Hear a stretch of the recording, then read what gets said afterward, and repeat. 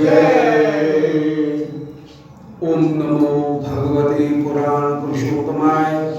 ओम जय पराशर सूनु सत्यवती हृदय नंदनो व्यासो यस्यास्य कमलगल्तम वाग्मयमृतं जगत्पेवती विश्वसर्गविसर्गात् नवलक्षण लक्षतम श्रीकृष्णाक्षरं परं धाम जगद्धाम नमामि तत्।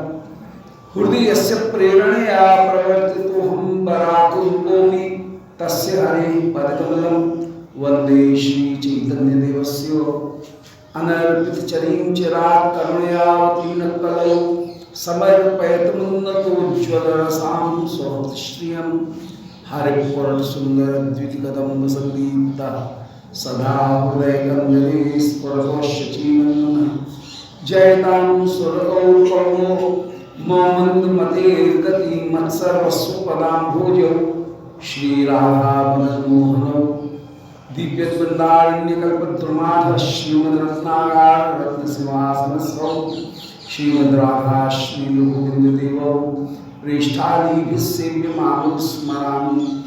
श्रीमान् रासरसारम्भी वंशीवट्टस्थितः कर्षविवेणुस्वनैर्गोपी गोपीनाथ श्रीयोस्तुना नारायणं नमस्कृत्य नरं चैव नरोत्तमं देवीं सरस्वतीं व्यासं ततो जयमुदीरये। वाञ्छाकल्पतरुभ्यश्च कृपासिन्धुभ्यैव च पत्तानां पावनेभ्यो वैष्णवेभ्यो नमो नमः। हे श्री सनातन प्रभो करुणाम्बुराशे हे रूप दुर्गत जनैक दयावलोको हे भट्टयुग्म सुमते रघुनाथ दासो श्री जीव में कुरुमंदमते दयांतरा। बोलो श्री वृंदावन बिहारी लाल की जय। नारायण परम मंगल श्री पद्यावली संकलन यहाँ विभिन्न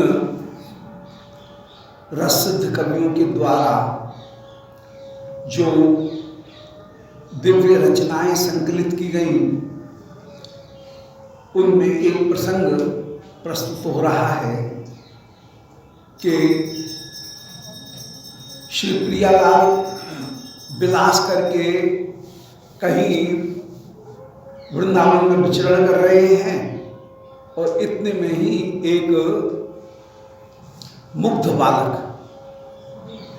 श्री प्रियालाल के पास में आता है और प्रियालाल से कहता है कि कृष्ण तुम्हारे कुछ श्रृंगार चुरा करके किसी ने देखो देखो इस कुंज के भीतर डाल दिए। हम वहां पर गए थे खेलते खेलते तो हमको ये तुम्हारा श्रृंगार मिला है और इसको तुम संभालो। और ऐसे जब बालकों ने कहा तो श्री राधा कृष्ण दोनों के दोनों नुकुंज बिहारी बिहारी दोनों के दोनों अत्यंत अत्यंत लज्जा जाते हैं, लज्जित हो जाते हैं। उसी बालक के मुग्ध बालक के द्वारा कहे गए वचनों में श्री प्रियालाल के दिव्य विहार का जहाँ वर्णन हो रहा है वो बालक को समझ नहीं रहा है और दिव्य विहार का जो वर्णन है उस दिव्य विहार ने प्रियालाल के हृदय में अपूर्व संकोच लज्जा उदय कर दी है। युगल सरकार के हृदय में यहाँ पर उसी लीला का वर्णन कर रहे हैं। एक स्वभावोक्ति अलंकार का वर्णन है कि कृष्ण त्वद्वनमालया सह ऋतं केनाक कुंजोदरे गोपी कुंतल वर्धदाम तदिदं प्राप्तम मया गृह्यता। बोले हे कृष्ण त्वद्वनमालया, देखो देखो किसी ने तुम्हारी बनमाला को चुरा लिया होगा। ये बनमाला तो तुम्हारी है, मैं पहचानता हूं। छोटा सा बालक कह रहा है बोले मैंने इस बनमाला को तुम्हारे गले में देखा था, ये बनमाला तुम्हारी है। तो त्वद्वनमालया, तुम्हारी बनमाला के साथ में तुम्हारी बनमाला को किसी ने चुराया है और केनाक कुंजोदरे, चुरा करके किसी ने इस कुंज के भीतर गोपी कुंतल वरदान तदिदम, किसी गोपी के केश में, केश के ऊपर धारण करने वाली जो वरदान सुंदर चंद्रिका, मयूर पंख उसकी, उसके साथ में कोई सुंदर चंद्रिका, उस चंद्रिका को, चंद्रिका की माला को मिला करके तदिदम प्राप्त मया गृह्यता, फेंक दी होगी। और मैंने खेलते खेलते में ये चंद्रिका, मैंने तुम्हारी बनमाला, इन दोनों चीजों को प्राप्त कर लिया। तुम्हारी बनमाला और किसी गोपी के कुंतल मानी केशों के ऊपर धारण करने वाली, माथे के जूड़ा के ऊपर धारण करने वाली सुंदर वरदान, सुंदर जो माला है, वरमन मयूर मुकुट, मयूर मुकुट से युक्त माला अर्थात सुंदर चंद्रिका, उस चंद्रिका को प्राप्त मैंने ढूंढा है, किसी ने फेंक दिया है, मया गृह्यता, मैं तुमको सौंप रहा हूं। इत्थम दुग्ध मुखेन, ऐसा कोई बालक, दुग्ध मुख बालक, बिल्कुल छोटा बालक, दूध पीने वाला, गोप शिशुना ख्याते, गोप ने जिस समय कहा उस समय श्री श्याम सुंदर और श्री राधिका दोनों के दोनों लजा गए। गोप शिशुना ख्याते त्रिपा नम्र, त्रिपा माने लज्जा, वे लज्जा में नम्र हो गए, उन्होंने अपने सिर को झुका लिया। ऐसे राधा माधव जयंती बल तस्मेरा रसा दृष्टया, श्री राधा माधव की बल तस्मेरा, जो एक दूसरे को देख रहे हैं, और स्मेरा लसा, मुस्कान जिसके भीतर विराजमान है, ऐसी दृष्टि श्री राधा माधव की हम सब का कल्याण कर, वह सर्वोच्च रूप में विराजमान, जयंती माने सबसे ज्यादा ऊंची विराजमान। हे कृष्ण, तुम्हारी बनमाला के साथ किसी ने किसी गोपी के मयूर मुकुट की माला को, गोपी की चंद्रिका की माला को हृदय मान चुराया है, और चुरा करके इस नुकुंज मंदिर में फेंक गया है कोई चोर। और मैंने खेलते खेलते, लो तुम्हारी ये माला और न जाने किस गोपी की है उसकी चंद्रिका को मैंने प्राप्त कर लिया है। तदिदम मया गृह्यता, इस माला को आप ग्रहण करो, ग्रहण करो। इत्थम दुग्ध मुखेन गोप शिशुना आख्याते, ऐसे ऐसे श्री कोई गोप बालक ने, जो कि शिशु है, दुग्ध मुख है, दूध पीने वाला कोई बिल्कुल भोला भाला बालक, उसने जब श्री कृष्ण को ला करके कृष्ण की माला और श्री राधिका स्वामिनी विश्वानंदिनी उनकी चंद्रिका को प्रदान किया, तो श्री राधा माधव दोनों के दोनों अत्यंत अत्यंत लजा गए, और लजा करके बलतस्मेरा आलसा दृष्टय, एक दूसरे को मुड़ करके देख रहे हैं। उनके अधरों के ऊपर स्मेर माने मुस्कान है, और आलस, और आलस्य की जो भाव है वो भी प्रकट हो रहा है। तो मुड़कर के एक दूसरे को देखते हुए मुस्कान से युक्त, आलस्य युक्त जो दृष्टि है, वह दृष्टि हम सब का कल्याण करे। जयंती, वो दृष्टि सर्वोच्च रूप में विराजमान है। दोबारा सुनते, हे कृष्ण, तो बनमाला माने तेरी बनमाला के साथ हृदय माने चुरा कर के किसी ने कुंजोदरे, कुंज के भीतर इस माला को फेंक दिया है। और गोपी कुंतल बरहदाम, गोपी के कुंतल माने केश, उनके ऊपर धारण करने वाला जो वर्ह माने जो चंद्रिका, मयूर चंद्रिका, उस मयूर चंद्रिका की इस पुष्प माला को भी उन्होंने तदनम प्राप्त मया गृह्यता, उस माला को भी मैंने ले लिया है। तदनम गृह्यता, उस माला को तुम ग्रहण करो, ग्रहण करो। इत्थम दुग्ध मुखे गोप शिशुना, ऐसे कोई दुग्ध पीने वाला जो गोप शिशु है, उसने जब श्री कृष्ण को वो माला और चंद्रिका ला करके दी तो त्रिपा नम्र हो, राधा कृष्ण दोनों लज्जा में नम्र हो गए, लज्जा में सिर झुका लिया। और बलित स्मेर, वे एक दूसरे को मुड़ करके, बलित माने मुड़ करके देख रहे हैं, स्मेर माने उनके मुख पर मुस्कान है, और आलस माने आलस्य भी विराजमान है। तो आलस्य, मुस्कान और लज्जा, इन तीनों से युक्त श्री राधा माधव की जो दृष्टि है वो जयंती उस समय अपूर्व शोभा को प्राप्त कर रही हैं। वे सर्वोत्कर्षेण वर्तते, जयती का मतलब है कि सबसे ऊपर वह विराजमान है। माने इस शोभा के आगे जिसमें एक और लज्जा है, दूसरी ओर मुस्कुरा रहे हैं, माने हृदय में आनंद है और आलस्य है, ये तीनों भावों का अपूर्ण रूप से यहाँ पर एक साथ मिलन हो रहा है। तीन भावों का सांकर्य जहाँ पर प्राप्त हो रहा है, ऐसी दृष्टि हम सब का, ऐसी दृष्टि सर्वरूप में विराजमान। तीन प्रकार के भावों की स्थिति होती है रसशास्त्र में, काव्य शास्त्र में। भावोदय, भाव संधि, भाव शबलता और भाव शांति, चार प्रकार की होती है। भावोदय उसे कहते हैं जहां पर किसी वस्तु को देख करके कोई भाव उदय हो जाए, उसका नाम है भावोदय।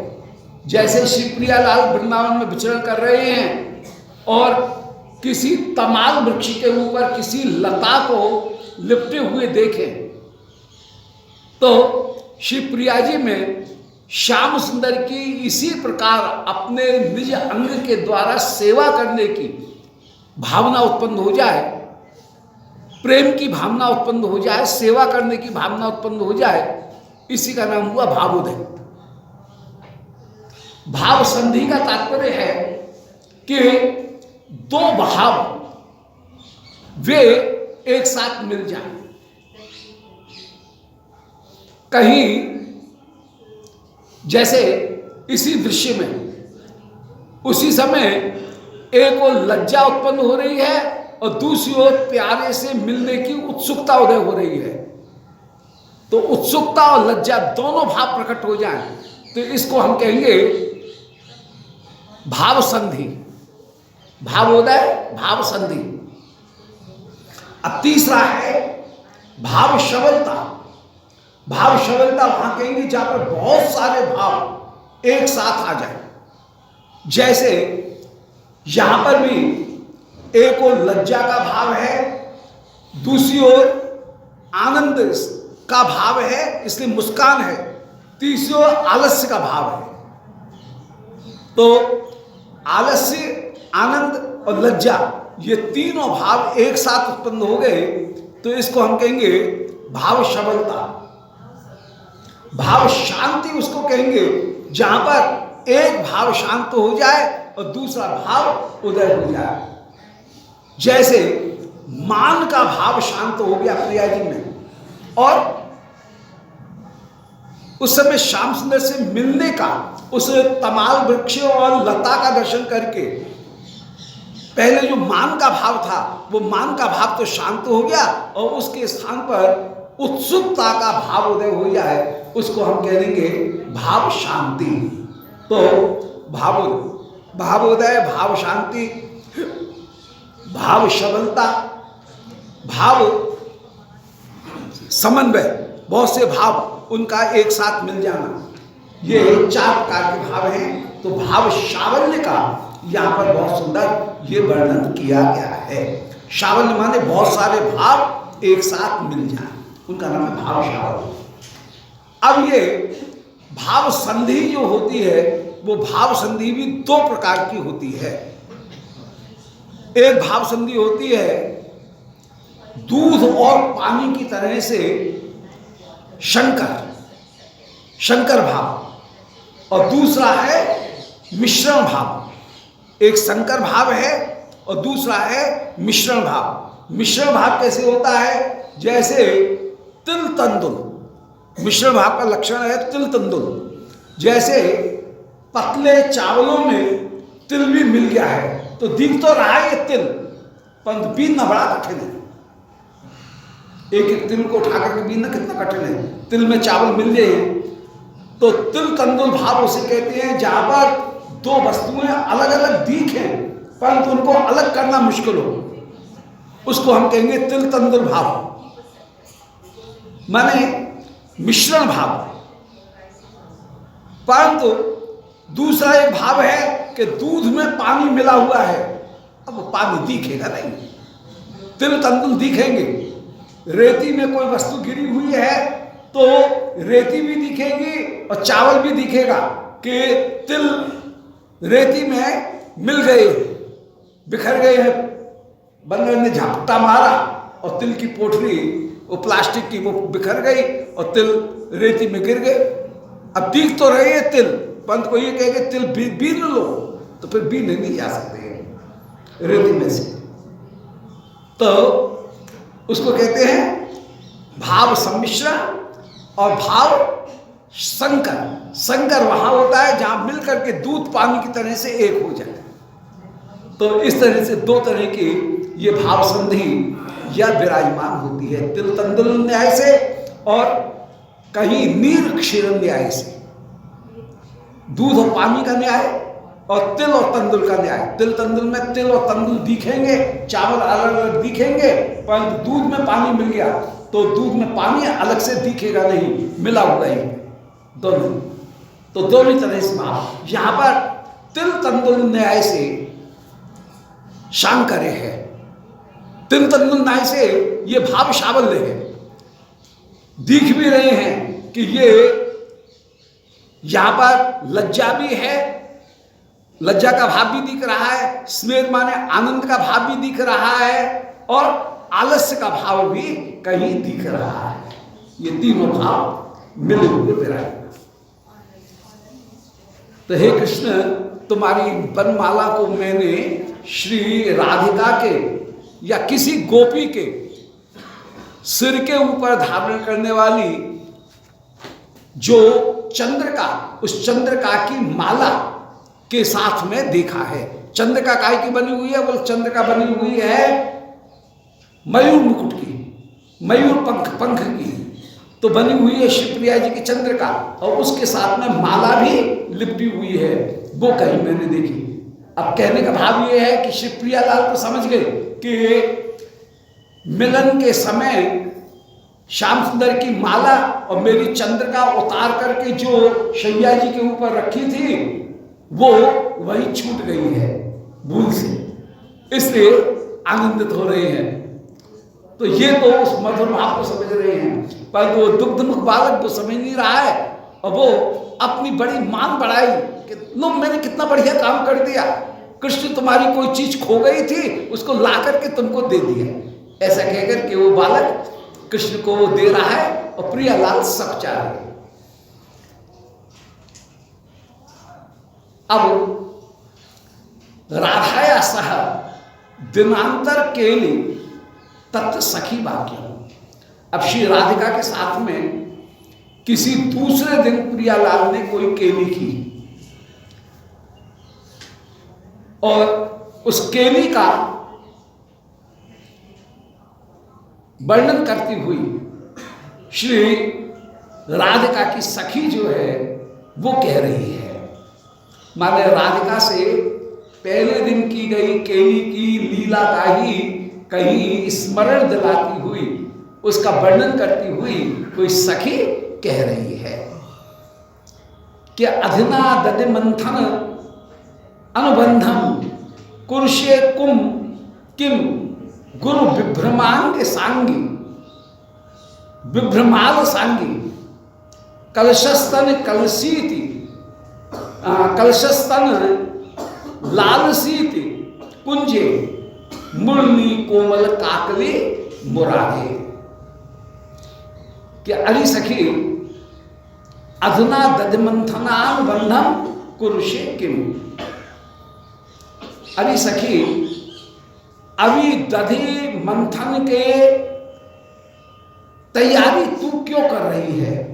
अधुना माने इस समय दधि मंथन अनुबंधम दही को मथने की तैयारी क्यों कर रही है, क्योंकि अभी दही मथने का समय अब तो बीत गया। हुआ ये था कि दही मथने का जो समय था वो दही मथने का समय बीत चुका है और गोपी कृष्ण के ध्यान में बैठी रही और दधि मंथन का समय बीत गया है। फिर उसे ध्यान आया, अरे मेरे तो बहुत काम रह गए, दही मथने का, दही मथना है।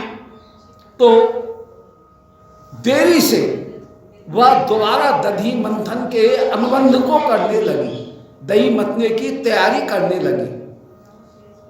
तो कहीं मथनी जो है उस मथनी में मथनी को लाई, उसमें दही डाला है और दही डाल करके और उसमें जो रई है उस रई को डाल करके डोरी से बांध करके दही को मथने की तैयारी कर रही है। इतने में ही श्याम सुंदर की बंशी बज गई। गोपी तो कर रही थी दधि मंथन अनुबंध, दही के मथने की तैयारी, और इतने में ही श्याम सुंदर की बंशी बज गई। उस समय श्री राधिका की सखी या कोई उस गोपी की प्रेमवती गोपी उसकी सखी वो उससे कह रही है, बोले अरे सखी अब तू दही नहीं मथ सकेगी, तेरे पास में इतना समय नहीं है कि तू दही मथ ले, ये इस समय तैयारी करना व्यर्थ है। इस दही मथने के काम को फिर बाद में कभी करना, क्योंकि अभी तो श्याम सुंदर की बंशी बज रही है। इसलिए ये दही बही का सब काम छोड़ और जल्दी से श्याम सुंदर के पास रास में अभिसार करती हुई विराजमान। इसी प्रसंग को निरूपण कर रहे हैं कि अधुना दधि मंथन अनुबंधम कुरुषे किम। अरे सखी इस समय दही को मथने का अनुबंध माने तैयारी क्यों कर रही है। गुरु विभ्रम आलसांगी, अरे तू विभ्रम में तेरे हाथ पैर चल नहीं रहे हैं। कृष्ण मिलन की इतनी उत्कंठा है कि तेरे हाथ पैर चल नहीं रहे हैं, तो करती क्या है ये गुरु विभ्रम में आकर के कि खाली मथनी में उल्टी रई डाल करके मथने लगती है। तो मानो वो कह रही है कि गुरु विभ्रम आलस अंगी, तू विभ्रम में तेरा अंग आलस्य से युक्त हो रहा है। तो जो दही मथने का जो माठ है उस दही मथने के माठ में उल्टी रई डाल करके यदि तू तैयारी कर रही है तो विभ्रम आलसांगी, विभ्रम के कारण तेरा अंग आलस्य से युक्त हो रहा है। इस समय ये दधि मंथन के कार्य को छोड़ दे। अरे कलशस्तनी लालसीति कुंजी, अरे सुंदर श्रीअंग वाली कलश के समान वक्षोज उनकी शोभा वाली, देख लाल सीत कुंजे मुरली कोमल काकली मुरारी, देख मुरारी की मुरली की कोमल काकली लाल सीती माने तुझे बुलाने के लिए लालायित हो रही है। लाल सीती माने श्री कृष्ण तुझे अपनी वंशी में बुला रहे हैं। इसलिए अरे सखी दधि मंथन की इस तैयारी को छोड़ दे, ये तैयारी सब उल्टी सीधी हो रही है। तू दही को डालना भूल गई है और जो मथनी है उस मथनी में दही के माट में तू उल्टी रही डाल करके जो तैयारी कर रही है, तेरे सब काम उल्टे सीधे हो रहे हैं। अरे सके ये दही को जाने दे, ये दही मथने के कार्य को छोड़। और इस समय श्री मुरारी मुरली कोमल काकली लाल सीती, मुरली कोमल काकली तुझे बुला रही है, तेरा नाम लेकर के श्याम सुंदर मुरली बजा रहे हैं, तुझे बुला रहे हैं। इससे जल्दी से तू श्याम सुंदर के पास में ही अरे सखी चल, इस समय देर मत कर, देर मत कर। ये दही बही मथने का जो काम है इसको छोड़ छोड़, ये होगा नहीं, उल्टा सीधा काम कर रही है। जैसे तू कर रही है ये समझती है कि जल्दी से कर लूंगी, तो ये जल्दी से होने वाला नहीं है, क्योंकि तेरी सारी जो दही मथने की प्रक्रिया है वो ही उल्टी सीधी हो रही है, उसके द्वारा फल की प्राप्ति नहीं होने वाली है। कितनी देर भी मथती रहेगी, परंतु रई को उल्टा डाला हुआ है तो दही मथेगा कैसे। इसलिए इस काम को छोड़, जब स्वस्थ चित्त हो जाए तब फुर्सत से दही मथने के काम को कर। ये शिवप्रिया जी की किसी गोपी की प्रेममयी जो दशा है, उस प्रेममयी दशा का यहां एक बड़ा सुंदर निरूपण किया गया है। दोबारा सुन लें। गुरु विभ्रम आलसांगी, गुरु माने भयंकर, भयानक माने बहुत भारी, तुझे अत्यंत अत्यंत अत्यधिक, गुरु माने अत्यधिक, तुझे जो विभ्रम हो गया है, भ्रम हो गया है, उस अत्यधिक भ्रम के कारण अरे आलस अंग वाली माने श्री श्याम सुंदर के प्रेम में सब कुछ भूल जाने के कारण अरे धीरे धीरे कार्य करने वाली, तेरे कार्य में हाथों में अब फुर्ती नहीं रही है, इसलिए धीरे धीरे कार्य को करने वाली अरे गोपी, तू इस दधिमंथन के अनुबंध को, तैयारी को अब छोड़ दे। जैसे तू तैयारी कर रही है, ऐसी तैयारी से दही बहुत देर में भी नहीं मथा जा सकता है, क्योंकि तू उल्टी उल्टी सब काम कर रही है। कभी खाली रही को मथने लगती है, कभी रही को उल्टा डाल करके मथने लगती है, तो कैसे दही मथा जाएगा। अरे कलशस्तनी, सुंदर कलश के समान वक्षोज की शोभा वाली, देख देख श्री श्याम सुंदर अपनी कोमल काकली के माध्यम से, वंशी की ध्वनि के माध्यम से तुझे लाल सीती, तुझे बुला रहे हैं, तेरा आमंत्रण कर रहे हैं, वहां चल वहां चल। स्वभावोक्त अलंकार का वर्णन और प्रेम में विभ्रम दशा, जो कंफ्यूजन है, उस कंफ्यूजन की स्थिति का यहाँ पर वर्णन। प्रेम में इतनी गोपी विभ्रम में प्राप्त है, इतने भ्रम में प्राप्त है कि वह जो दही मथने का व्यवस्थित जो पद्धति है, प्रोसेस है, उसको ही भूल गई है और वह उल्टी रही डाल करके दही मथने का काम करने लगी है। ये रूप समझ का एक पद था, बड़ा सुंदर। ये बात ऐसे ही श्याम सुंदर को भी विभ्रम हो जाता है। श्याम सुंदर क्या करते हैं, गौचारण करने के लिए, गैया दुहाने के लिए गए, तो जो गैया अभी पसरा रही है, दूध छोड़ रही है, बछड़े को लगा रही है, उस बछड़े के नीचे तो बैठते नहीं हैं और किसी बैल के नीचे बैठ करके और दूध दोने का टटोलने लग जाते हैं, थन नहीं मिलते हैं, बैल के नीचे बैठ करके वे दूध दोने लग जाते हैं। तो श्याम सुंदर में भी विभ्रम और गोपी में भी विभ्रम। श्याम सुंदर में विभ्रम ये कि गाय की जगह बैल के नीचे बैठ करके दूध दोहने का प्रयास करने लगते हैं और दूध ढूंढने लगते हैं।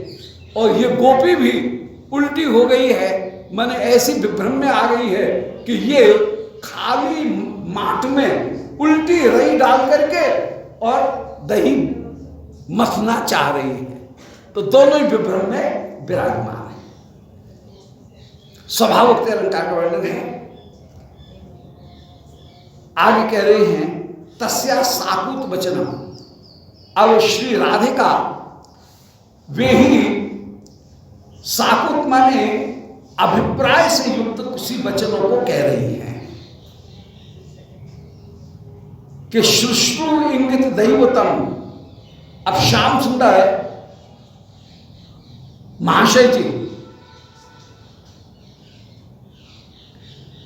कहीं गोपी के भवन के बाहर के बगीचे में किसी तमाल वृक्ष के नीचे बैठ करके गोपी को बुलाने के लिए, अपने पास बुलाने के लिए कोयल की आवाज बोल रहे हैं, कुहू कुहू कुहू,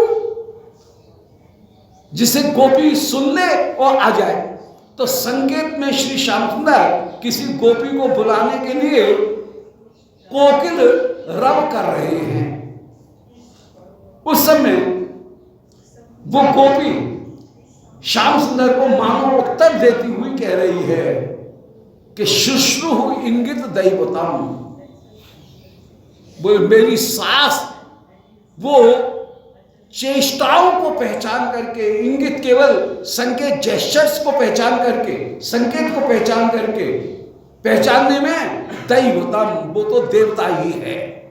जैसे देवता किसी के मन की बात को जान लेते हैं, ऐसे मेरी सास वो इंगित माने संकेत को समझने में भी दैवत होकर के विराजमान है, देवता होकर के विराजमान, वो तुरंत पहचान जाती है। श्याम सुंदर ऐसा मुझे संकेत मत करो, इस समय मैं तुम्हारे पास में तुरंत ही नहीं आ सकती। जो बार बार तुम कुहू कुहू कह के जो आवाज दे रहे हो, मुझे बुला रहे हो, तो अभी मैं कैसे आऊं, क्योंकि सामने सास खड़ी है और वो इशारों को भी समझने में बिल्कुल देवता ही है। भीतर की बात को भी भावग्राही जैसे देवता होते हैं, ऐसे भाव को भी समझ जाती है। नयनो यो इहा लिहो यात्रा। और जितनी भी यात्रा मेरी भौजाई हैं, भाभीगण, वे नयन यो इहा लिहा नेत्रों की चेष्टाओं को चाट जाती हैं। नेत्रों को देख करके पहचान जाती हैं कि ये नंद रानी क्या करना चाहती है। तो भाभी भी, यात्रा भी बड़ी चतुर है, वे नेत्र की भंगिमा मात्र को ही चाट लेती हैं और उनसे पहचान, साहब मेरे विरोधी परम परम कुशल हैं। सास ऐसी जो कि मेरे इशारों को समझने में देवता जैसी है, न जाने कौन सी विद्या इसको आती है। यो तो किसी बात को कहो तो क्या है यो करती रहेगी, परंतु मेरी चेष्टाओं को पहचानने में बिल्कुल देवता। सामने कहने पर भी कोई बात यो तो सुनती नहीं है और यो देवता हो रही है। और यात्रा है माने जितनी भी भौजाई हैं, वे सब भावियां, वे सब मेरे नेत्र की चेष्टा मात्र को भी समझती हैं। और स्वामी निश्वसतेप्य असूयति, और स्वामी ऐसा है जो कि मैं श्वास भी लेती हूं तो श्वास लेने पर भी वो मेरे साथ में असूया करने लगता है, ईर्ष्या करने लगता है। श्वास क्यों ली, अब कोई बात है क्या, एक एक बात में मुझे टोकता है। तो स्वामी निश्वसते भी असूयति, निश्वास लेने पर भी असूया, ईर्ष्या करने लगता है, टोका टाकी करने लगता है। और मनोजिग्रह सपत्नी जन, और जितनी भी सोते हैं मेरी सपत्नी जन, ये मन को भी सूंघ लेने वाली है। ये मन की बात को भी जाने, इनको कैसे कौन सी विद्या आती है कि मन की बात को भी सूंघ लेती है। मनोजिग्रह सपत्नी जन, सपत्नी जन मन को भी सूंघ लेने वाली है। तद दूरात अयम अंजलि, इसलिए हे श्याम सुंदर आप जो तमाल वृक्ष के नीचे बैठ करके कुहू कुहू कह के जो सीटी बजा रहे हो मुझे बुलाने के लिए, दूर से ही आपको अंजलि बांध करके मैं प्रणाम कर रही हूँ। इशारे से कह रही है, दूर से ही आपको अंजलि बांध करके प्रणाम कर रही हूँ।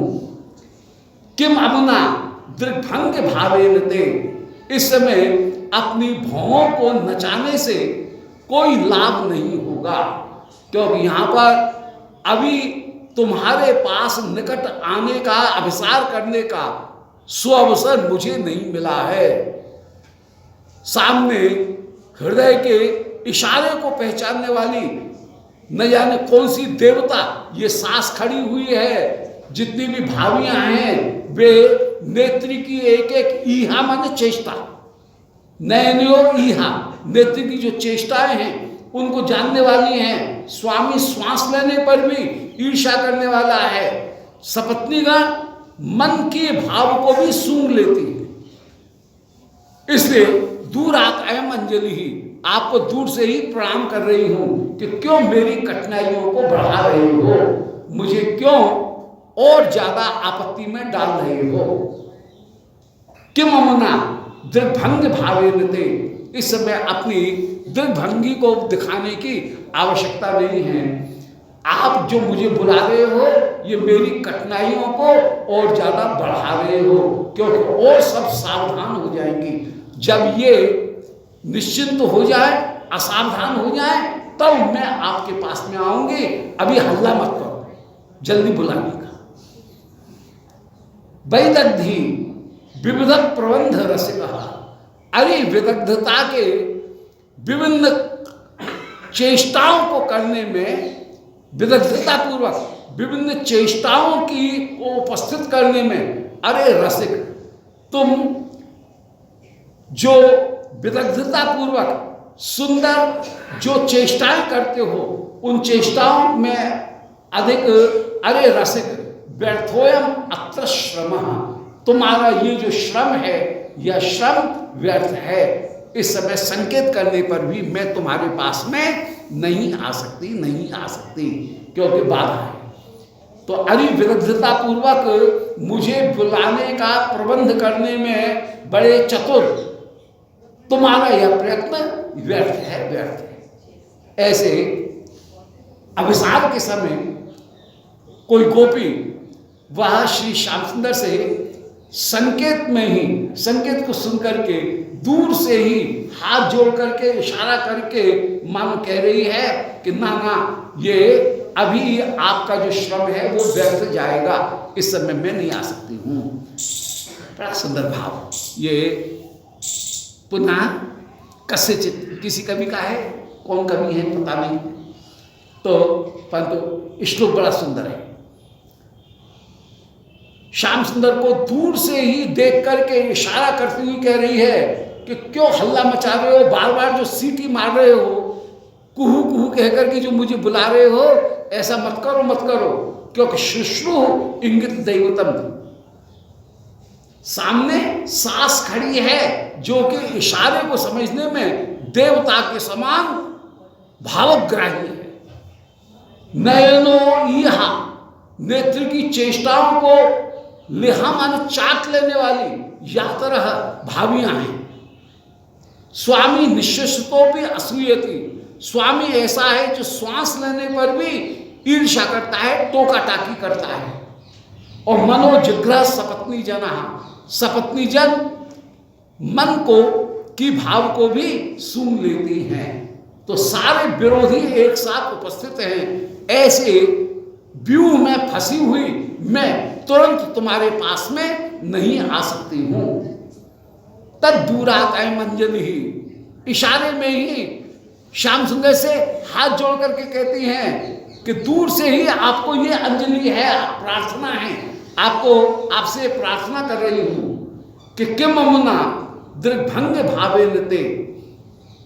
जैसे गोपी की एक झलक देखी, श्याम सुंदर कटाक्ष करते हुए गोपी को बुलाने लगे। गोपी कह रही है नाना, ये तुम्हारी दृग्भंग भाव, इसका कोई लाभ नहीं निकलने वाला है।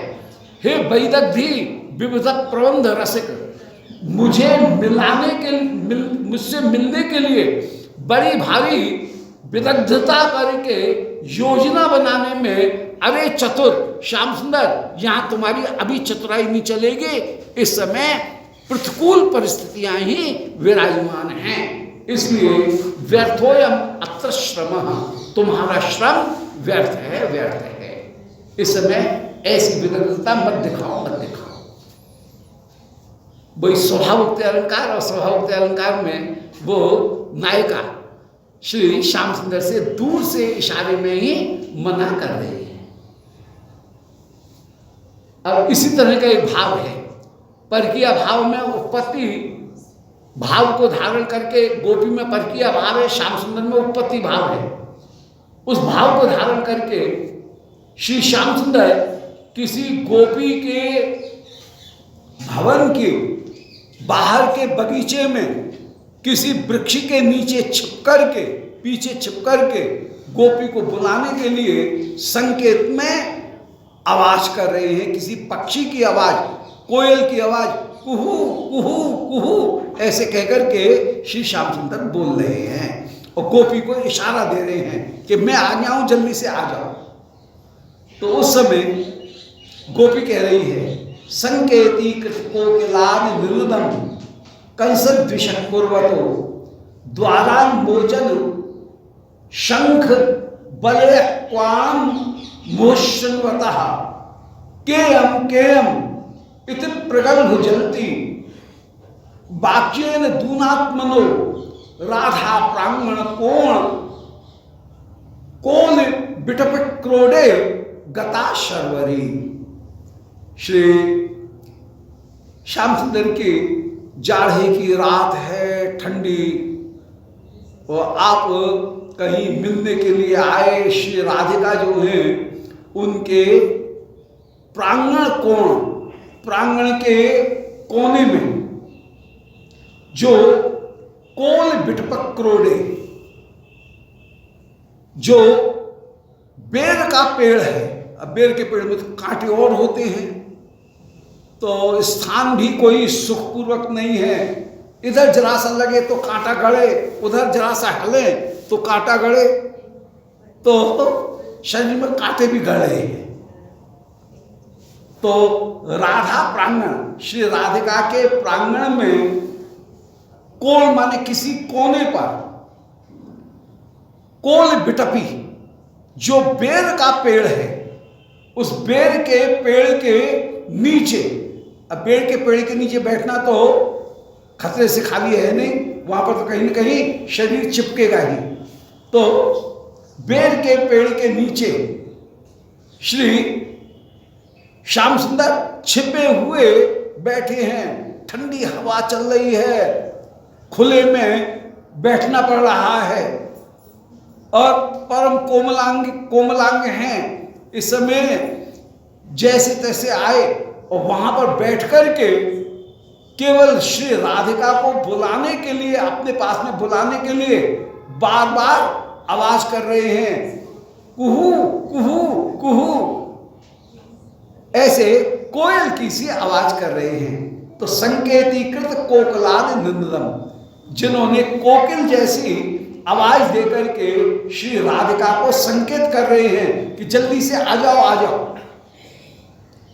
कंस द्विषक पूर्वता है, तो कंस के द्वेषी, कंस को मारने में तो जरा भी नहीं झिझके, परंतु यहां डर लग रहा है कि कहीं पकड़े गए तो जटिला बूढ़ी गोपियों की सभा में ले जाकर के बड़ी फजीती करेगी, कोई उत्तर देते नहीं बनेगा।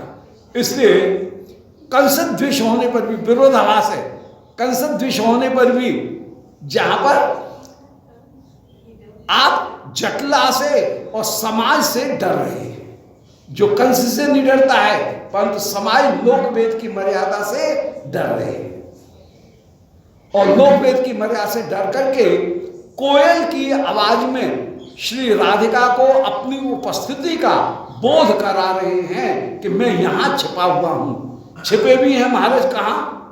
बोले किसी बेर के पेड़ के नीचे।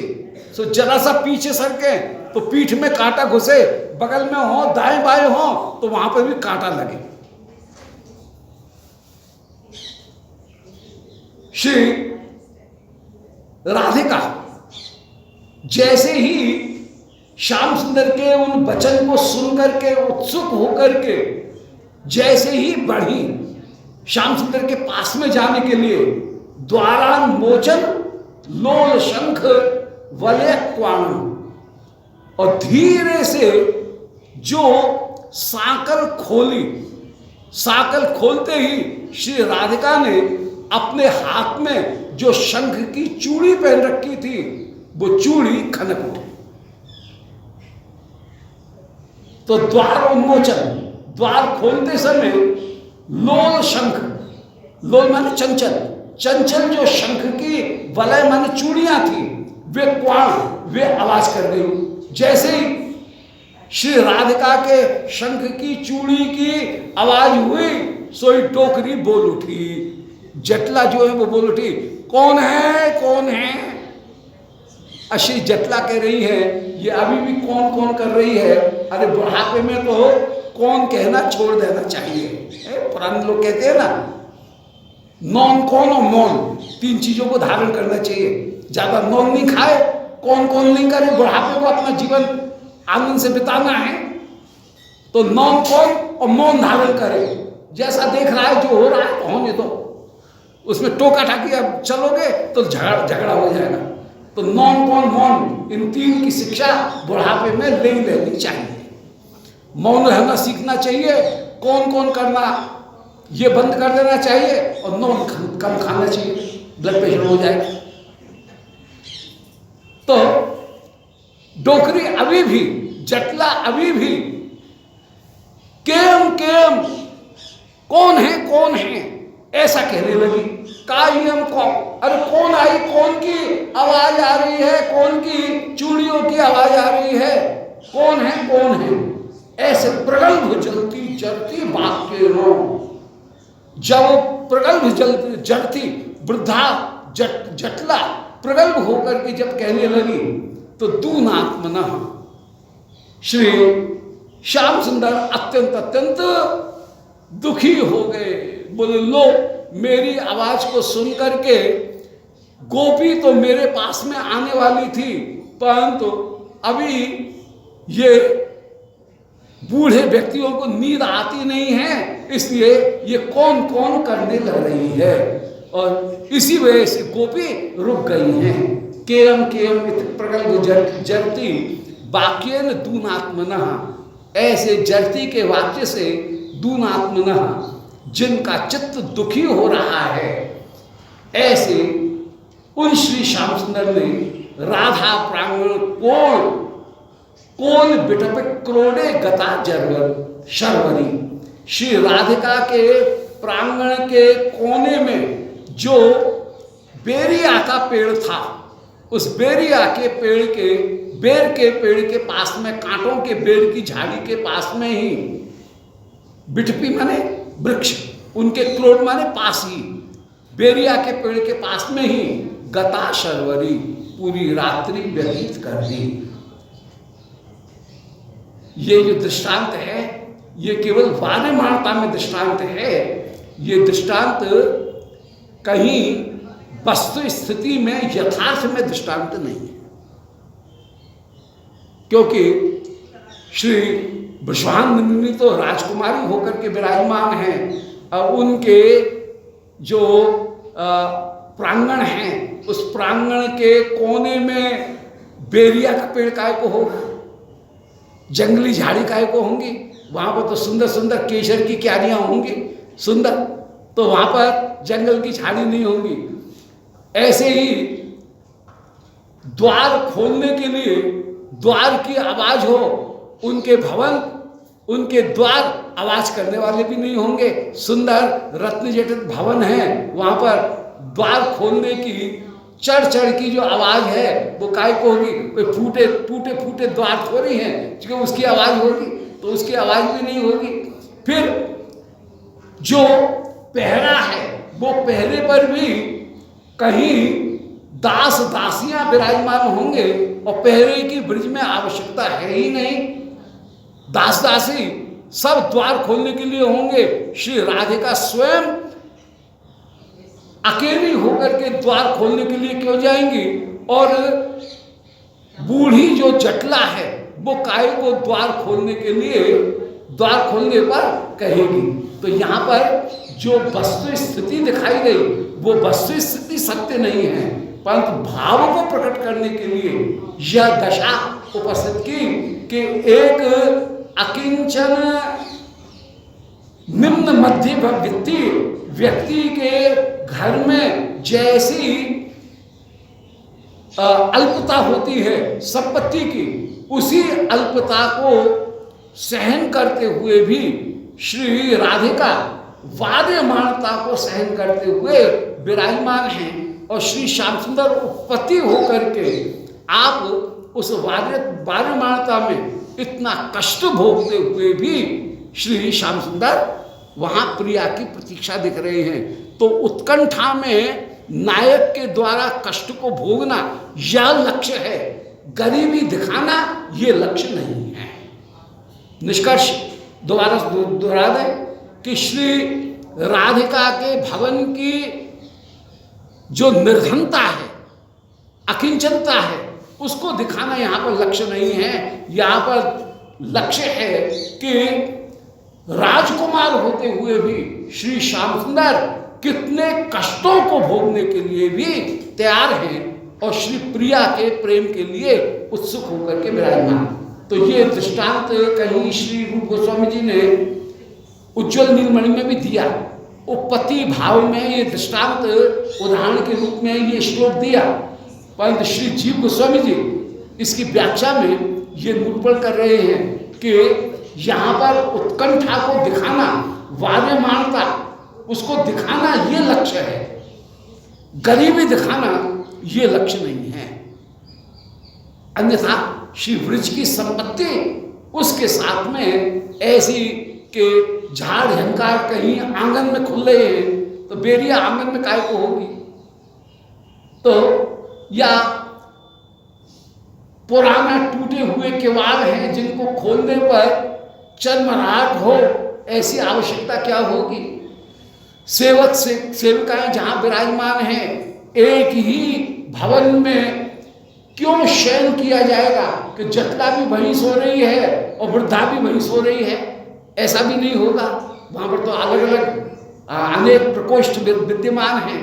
तो ये दिखाना जो अकिंचनता है वो दिखाना लक्ष्य नहीं है। लक्ष्य है कि श्री श्याम सुंदर सारी बाध्यमानता के साथ में भी राजकुमार होने पर भी श्री प्रिया प्रेम में इतने विह्वल है कि वे सारे कष्टों को ध्यान नहीं देते हैं और उन्होंने उस बेरिया के पेड़ के नीचे ही गता शर्वरी पूरी की पूरी रात्रि व्यतीत कर दी। वहीं ठंड में सिकुड़ते हुए ठिठुरते हुए उन्होंने पूरी रात्रि व्यतीत कर दी। ये बाध्यमानता दिखाएंगे। दोबारा सुन लें। संकेतीकृत कोकलादि निनंदन, श्री श्याम सुंदर प्रिया जी को बुलाने के लिए, गोपी को बुलाने के लिए कोकिल आदि की आवाज कर रहे हैं। कोयल की आवाज करके श्री राधिका को अपनी उपस्थिति का बोध करा रहे हैं। कंस द्विषक पूर्वतः, कंस द्विषक माने श्री कृष्ण कोकिल की आवाज कर रहे हैं। द्वारान्मोचन, उस समय श्री राधिका स्वयं ही द्वार खोलने के लिए जो गई, उस समय लोल शंख वलय क्वाण, उनके चंचल शंख के वलय माने चूड़ी, वलय माने चूड़ी, शंख वलय माने शंख की चूड़ी, उनकी आवाज हो गई। उसको मोश्रण्वतः, जैसे ही शंख की आवाज हुई डोकरी खाने लगी, खांसने लगी, खांस रही है। सो राधिका डर गई और डर के लौट गई। फिर थोड़ी देर में श्याम सुंदर ने फिर कुहू कुहू की। श्री राधिका गोपी दोबारा उठ करके आई। उस समय डोकरी जो है उसने अपने पास में रखी हुई लठिया को जरा सा खटका दिया, अरे कौन है, फिर भाग गई। श्री राधिका लौट गई, दोबारा आवाज की, तब जैसे ही आई वैसे ही वृद्धा बोल उठी कि हम, अरे कौन है, कौन की आवाज आ रही है, चूड़ियों की। ये प्रगल्भ जलती वाक्य, प्रगल्भ जो जलती है उसके वाक्य को सुन सुन करके राधिका फिर लौट गई। श्री राधिका को भी नींद नहीं आ रही है और श्याम सुंदर भी ठंड की रात्रि में अंधेरे में जो बेरिया का कांटे वाला वृक्ष है उसके किनारे खड़े होकर के, उसके नीचे खड़े होकर के बेरिया कहीं चुभ रही हैं, कांटे कहीं चुभ रहे हैं, उनको भी सहन करते हुए श्री कृष्ण ने राधा प्रांगण के एक कोने में जो कोल बिटप बेरिया का जो पेड़ है, बेर का पेड़ कांटे वाला थॉर्न्स में, उनके बीच में, उनके नीचे ही गता शर्वरी पूरी रात्रि को व्यतीत कर दिया। ये स्वभाव तिरंगा यहां पर दिखा रहे हैं। अब श्री प्रिया जी के ही अभिसार का वर्णन किया जा रहा है। जो अभिप्राय युक्त जो वचन है उनको ही कह रहे हैं कि आपूताद्य महोत्सवे निशिग्रहण शून्यम विमुच्यागता क्षीम प्रेष्य जन कथम कुलवधु एकाग्नि यास्यति वत्सत्वाम तनिमाम न्यायालय मिति श्रुत्वा यशोदा गिरह राधा माधव्यो जयंती मधुर स्मेरा रसा दृष्टया। बोले अब श्री यशोदा जी किसी उत्सव में सम्मिलित हुई कृष्ण को लेकर के, कृष्ण भी साथ में है, यशोदा के साथ में किसी पारिवारिक उत्सव में श्री यशोदा कृष्ण दोनों के दोनों सम्मिलित होने के लिए गए। परम किशोर सुंदर श्री कृष्ण हैं, श्री यशोदा भी उस उत्सव में सम्मिलित होना पारिवारिक दृष्टि से अत्यंत आवश्यक है, इसलिए गई हैं। कृष्ण भी उनके साथ में गए हैं, सपरिवार यशोदा गई हैं। इधर श्री राधिका भी उस उत्सव में सम्मिलित होने के लिए आई हैं। कोई सामाजिक उत्सव है और उस सामाजिक उत्सव में पारिवारिक उत्सव है, उस पारिवारिक उत्सव में श्री राधिका भी आई हैं, कृष्ण भी आए हैं और श्री यशोदा जी भी आई हैं। अब यशोदा कहती हैं कि कन्हैया बेटा एक काम कर, मुझे तो अभी उत्सव में अभी उत्सव शुरू ही हुआ है, ज़्यादा देर हुई नहीं है, यहाँ पर रहना पड़ेगा थोड़ी देर, अभी जाऊंगी तो अच्छा नहीं दिखेगा, लौट के मैं नहीं जा सकती हूँ। इसलिए एक काम कर, तू राधिका को देर हो जाएगी, इसलिए तू राधिका को लेकर के जा और राधिका को घर पहुंचाएगा, क्योंकि नव किशोरी यहाँ से उत्सव समाप्त होते होते बहुत रात्रि हो जाएगी, उचित नहीं है। नव किशोरी को तो जल्दी घर पर पहुंचना चाहिए। वहाँ पर इनके परिवारी जन श्री ब्रजवान बाबा, कीरत मैया सब प्रतीक्षा देख रही होंगी, इसलिए तुम इनको ले जाओ। और ऐसा कहकर के श्री यशोदा ने जिस समय श्याम सुंदर से ये कहा कि तुम राधिका को लेकर के राधिका को घर पहुंचाओ, बरसा में पहुंचाओ, उस समय श्री प्रियालाल दोनों मन में अत्यंत आनंदित हो गए इस आदेश को प्राप्त करके, और हृदय में अत्यंत आनंदित होकर के श्री प्रियालाल दोनों के दोनों मुस्कुराते हुए उस समय चले और मुस्कुरा करके जा रहे हैं। तो मध्य में श्री प्रियालाल दोनों का मधुर मिलन प्राप्त हो रहा है। ये उस मधुर मिलन के अवसर को प्राप्त करके आनंदित हो रहे हैं। इसी प्रसंग को श्री लक्ष्मण से उनकी कविता में प्रस्तुत किया गया है। कि आहूताद्य महोत्सवे निशिग्रहम शून्यम विमुच्य आगता। आज महोत्सव परिवार में हो रहा है, किसी सजातीय परिवार में कोई बहुत बड़ा उत्सव हो रहा है, परिवार के भीतर कहीं कोई उत्सव हो रहा है, और उस समय शून्यम ग्रहम विमुच्य आगता, श्री राधिका संयोग से सारा परिवार आ गया है, तो घर भी सूना है, और शून्य घर को छोड़ करके श्री राधिका भी इस उत्सव में सम्मिलित होने के लिए यहां आ गई हैं। यशोदा जी कह रही हैं कृष्ण से कि अपने घर को शून्य छोड़ करके उत्सव में आना अनिवार्य था, इसलिए श्री राधिका बुलाए जाने पर इस महोत्सव में घर को सूना छोड़ करके यहां आ गई हैं।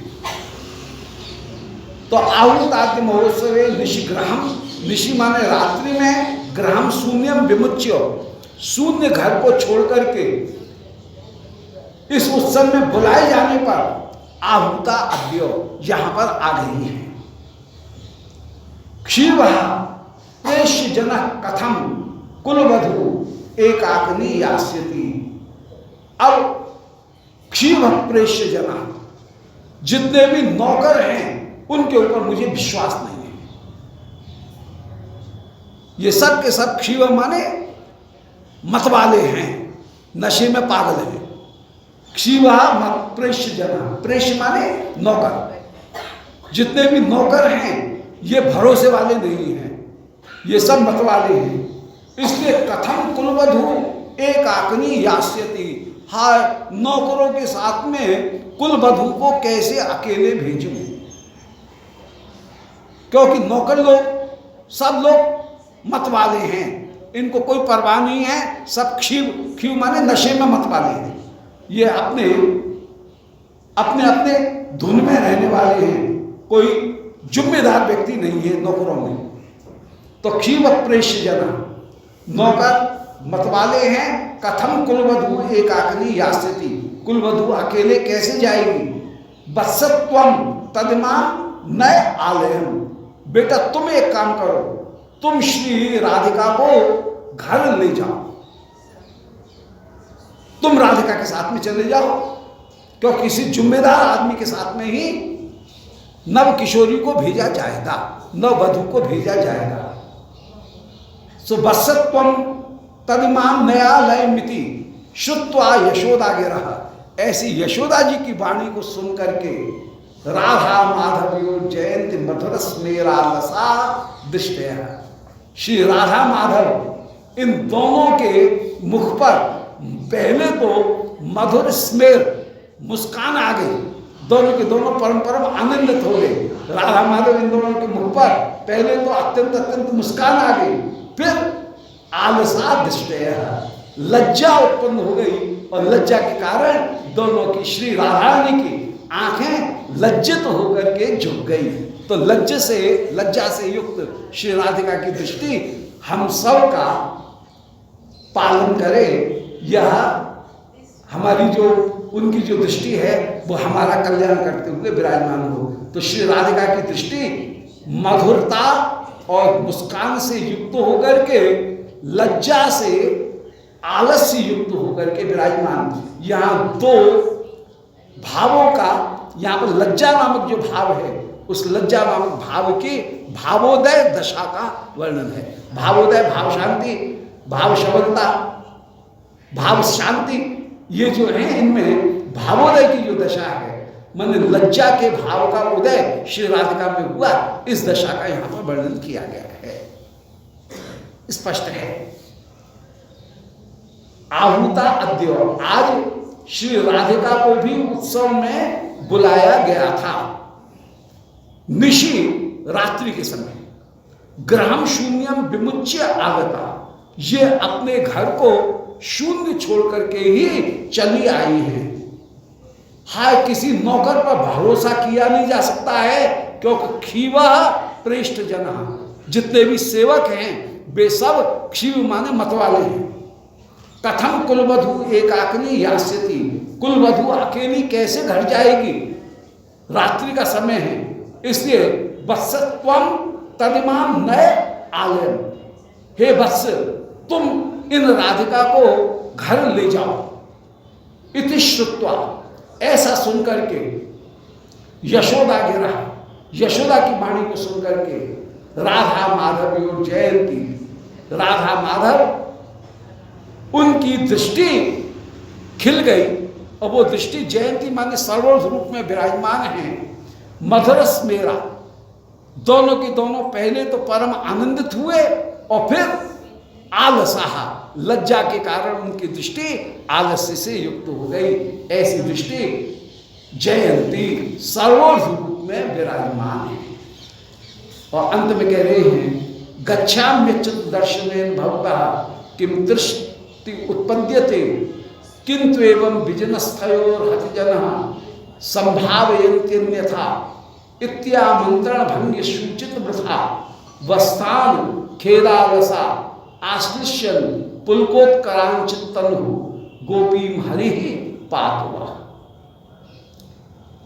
गच्छाम्यच्युत दर्शनेन भवतः, श्री स्वामी जी कह रही हैं कि हे अच्युत, संपूर्ण गुण कला सौंदर्य से युक्त, जिसमें कोई भी कमी नहीं है, कोई भी गुण की च्युति नहीं है, इसलिए उनका नाम अच्युत। तुम संपूर्ण गुणों से युक्त पूर्णता को प्राप्त किए हुए हो। गच्छाम्यच्युत दर्शनेन भव, गच्छामि, अब मैं जाना चाहती हूँ। मिलन हो चुका है और श्री राधिका अनुमति ले रही हैं कि अब मुझे यहाँ से जाने की अनुमति दो। एकांत में श्री प्रियालाल दोनों वार्तालाप कर रहे हैं। प्रिया जी श्याम सुंदर से अनुमति ले रही हैं, कह रही है दर्शनेन भवता किम तृप्ति उत्पद्यते, प्यारे तेरा दर्शन करते हुए कभी भी तृप्ति नहीं होती है, लगता यही है, इच्छा यही होती है कि सदा तेरे पास में ही बैठी रहूं, तो इस तेरे दर्शन से कभी तृप्ति नहीं होती है। तो दर्शनेन भवता किम तृप्ति उत्पद्यते, तेरे दर्शन से क्या तृप्ति होती है क्या, अर्थात नहीं होती है, नहीं होती है।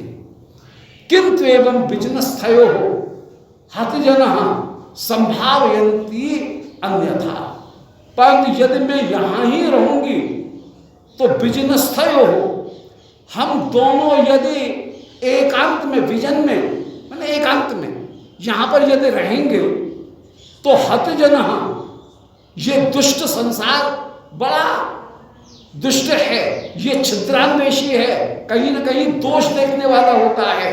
तो हतजनः माने ये दुष्ट संसार, बिजनस्थयो, हम दोनों को एकांत में अकेले नवयुवकों को देख करके संभावयन्ति अन्यथा, यह अन्यथा संभावना करेगा, अदरवाइज सोचेगा कि ये दोनों अकेले में क्यों हैं, इसलिए संभावयन्ति अन्यथा, ये हम दोनों को एकांत में देख करके संभावना करेंगे, अन्यथा संभावना, यह हतजन मन दुष्टजन अन्यथा संभावना कर सकते हैं।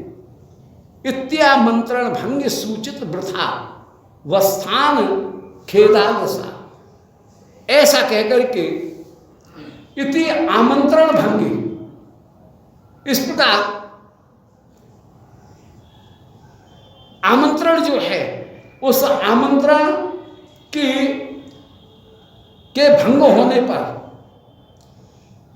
सूचित वृथावस्थान खेद, आमंत्रण का कार्य पूरा हो जाने पर जहां वृथा अवस्थान खेद, यहां पर रुकना अब व्यर्थ ही है, यह सूचना देते हुए, और सूचना देते हुए भी खेद से युक्त होकर के श्री राधिका विराजमान है। इस प्रकार श्री श्याम सुंदर ने पहले संकेत करके श्री प्रिया जी को बुलाया था, तो आमंत्रण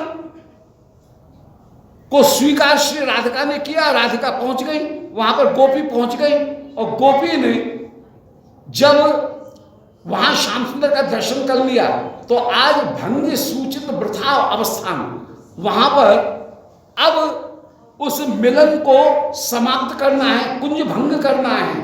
उस कुंज भंग की प्राप्ति की स्थिति में अर्थात कुंज से वापस लौटने की स्थिति में खेदालसः श्री राधिका खेद से आलस्य युक्त होकर के विराजमान है।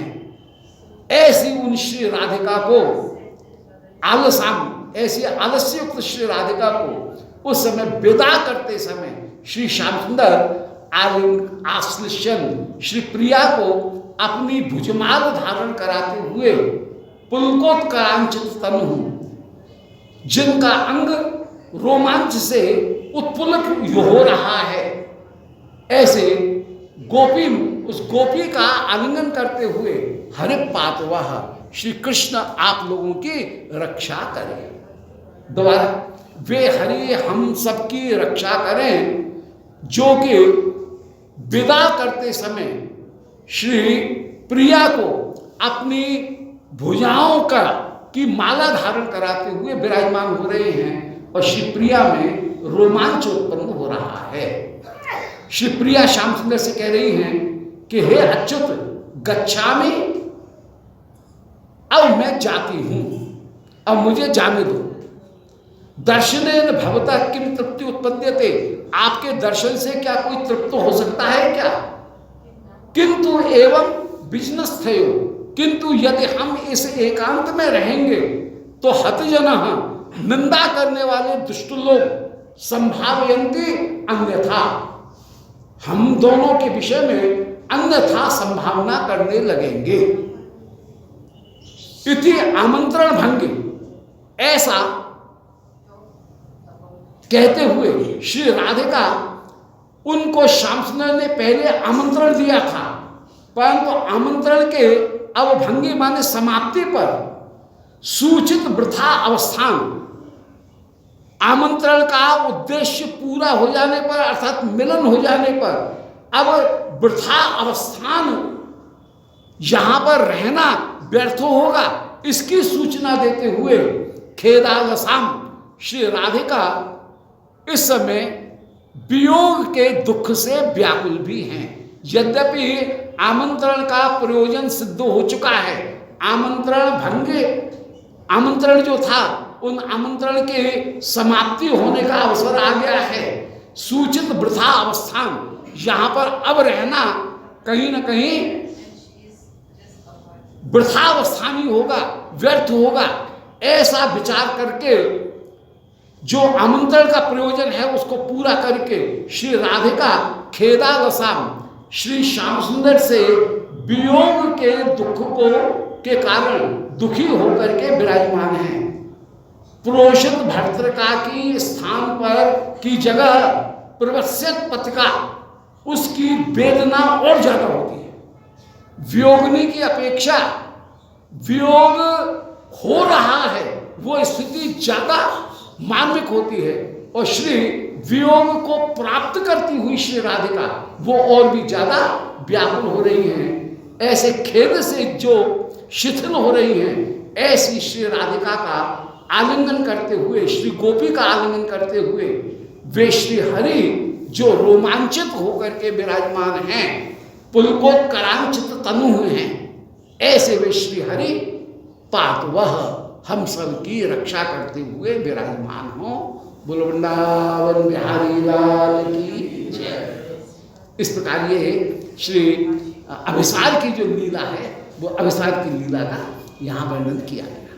गोविंद जय जय गोपाल जय जय गोविंद जय जय गोपाल जय श्री राधा रमण हरि गोविंद जय जय राधा रमण हरि गोविंद जय जय। कल से 15 तारीख तक ये जो सेवा है, तो असल में कहीं बाहर रहूँगा, मथुरा, एक सप्ताह के कार्य में हूँ व्यस्त, तो 16 तारीख को फिर इसी क्रम को चालू प्रारंभ करेंगे। बोल वृंदावन बिहारी लाल गोविंद जी, बोल वृंदावन निताय गौर हरि।